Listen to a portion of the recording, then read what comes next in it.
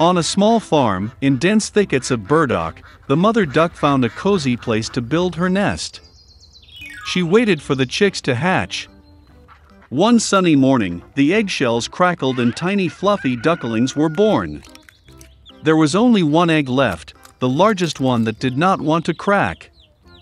The duck began to worry that something was wrong with him. She sat down on the egg again and decided to wait a little longer. The duck mom gave all the heat she could. She thought that this chick must be the most beautiful since she has been incubating him for so long. Soon a chick hatched from the last egg, but it did not look like the rest of the ducklings at all. It was much larger, and its feathers were gray. The duck mom was upset to see such an ugly son. But she hoped that someday he would become like his fellows. The rest of the ducklings laughed at him. They considered him disgusting and did not want to play with him. The next morning, the mother duck went with her children to the lake.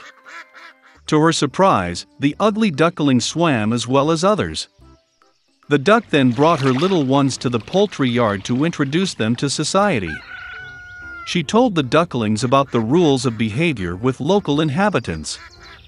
The duck presented its brood to the noblest fat drake, but he attacked the ugly duckling, and she was forced to protect her failed chick. Fat Drake ordered to drive the freak out of the yard. Mother assured that he would grow up and become like other ducklings. Unable to withstand the bullying and humiliation, the ugly duckling left the poultry yard. In search of a safer place, he came across a beautiful lake, on which there was no one. And the duckling decided to stay here to live. Time has passed. Despite his loneliness, the ugly duckling was happy that no one offends him. And then one day, a beautiful white bird with a long neck flew to his lake. The ugly duckling did not know what kind of bird it was, but he looked at it with admiration.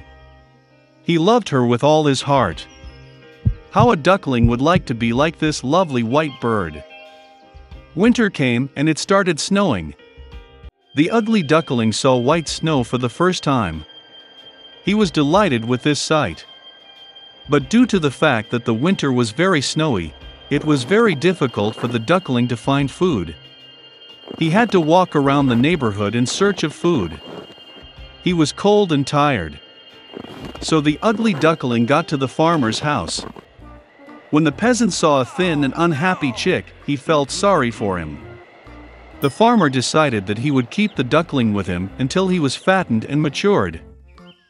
Spring has come. The owner took good care of the chick, and he grew up a lot. The duckling already needed a lot of space, and the farmer decided to release him to the lake. Standing on the shore of the lake, the ugly duckling looked at his reflection in the water. And he could not believe his eyes. He could not recognize himself, and thought that there was someone else behind him. And then the duckling realized that the wonderful bird in the reflection is himself. To celebrate, he thrashed and swam all over the lake from edge to edge. And suddenly he saw the same beautiful white bird with a long neck, which he had seen once before. The ugly duckling decided to swim closer to her. But the beautiful bird was not frightened, but on the contrary she smiled and winked, and together they swam across the lake. The ugly duckling couldn't believe his happiness. Passing by, a fat drake on the shore of the lake said that he had never seen such a beautiful young swan in his life. What was his surprise when he found out that the ugly duckling that he once drove from the poultry yard was a beautiful swan. It turns out that the ugly duckling was a swan from the very beginning. An egg accidentally fell into a duck's nest. And when the beautiful young swan returned home, then everyone in the poultry yard became very ashamed that they had once offended him because of his appearance. Once upon a time there was an old miller who had 3 sons. When the miller died, he left his sons a mill, a donkey, and a cat. The eldest got the mill, the middle got the donkey, and the youngest had to take the cat. The older brothers laughed at him, but the cat promised that he would make his younger brother rich if he gave him a pair of boots and a bag. The owner was surprised, but fulfilled the cat's request. The cat immediately pulled on his boots on his hind legs, poured oats into the sack, threw it over his shoulders, and went hunting. In the forest, he opened the bag, threw it on the ground, and hid himself in the thickets. He didn't have to wait long. A curious hare galloped to the sack and climbed into it to feast on oats. And the cat was just waiting for that. He jumped out of the thicket, tightened the sack, lifted it on his shoulders, and went to the royal castle. The king of that country was a great lover of good food. The cat bowed deeply to him, handed the hare, and said that it was a gift from his master, the Marquis de Carabas. The king was pleasantly surprised by this surprise. The cat bowed like a real nobleman and hit the road. Goodbye. The next day he went hunting with the sack again. This time he managed to catch 2 fat partridges. The king was delighted to see another pleasant gift. For several weeks in a row, the cat continued to wear partridges and hares to the king. But he did not say anything about this to his hungry and emaciated owner. Once the cat saw a princess in the palace. She was very beautiful. The cat realized that she would be a wonderful wife for his master. And so the king wanted to finally meet the Marquis. The cat replied that they could find him tomorrow for a walk where the mills were. And he himself ran at full speed to the mill.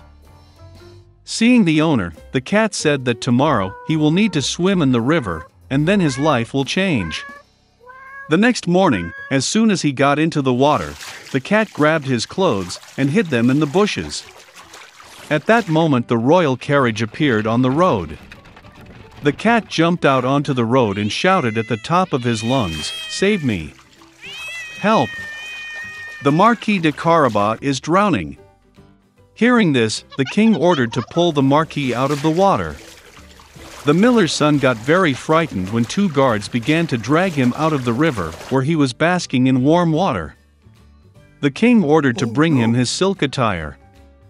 The miller's son initially refused, but he liked the gold-embroidered clothes so much that he gladly put on the royal outfit.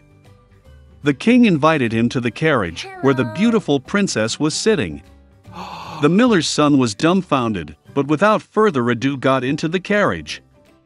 A minute later, the carriage rolled on through the fields and meadows that belonged to the giant cannibal who lived in a huge castle. The cat wasted no time, and what was the spirit rushed ahead of the carriage towards the meadow, where the reapers were working in the sweat of their brow. He asked them to say that these fields belonged to the Marquis de Carabas, otherwise the evil cannibal will eat them. Before the astonished reapers could reply, the king's carriage pulled up. And when the king asked whose meadows they were, they answered in a friendly chorus that these fields belonged to the Marquis de Carabas. Meanwhile, the cat went straight to the man-eater's castle. With feline dexterity, he jumped over the stone wall and made his way into the castle. The cannibal was sitting at a large table laden with various dishes. Seeing the Puss in Boots, he was greatly surprised at such impudence. The cat began to tease the giant and said that he could not turn into a lion. Before the cat had time to utter these words, the cannibal turned into a huge lion with a shaggy mane. The cat's soul went into his boots from fear, but he overcame it and said that the cannibal could never turn into a mouse. The terrible lion disappeared, and a small mouse appeared in its place. And that was all the cat needed. In the blink of an eye he caught up with the mouse, caught it, and ate it. At this very time, the royal carriage drove into the castle courtyard.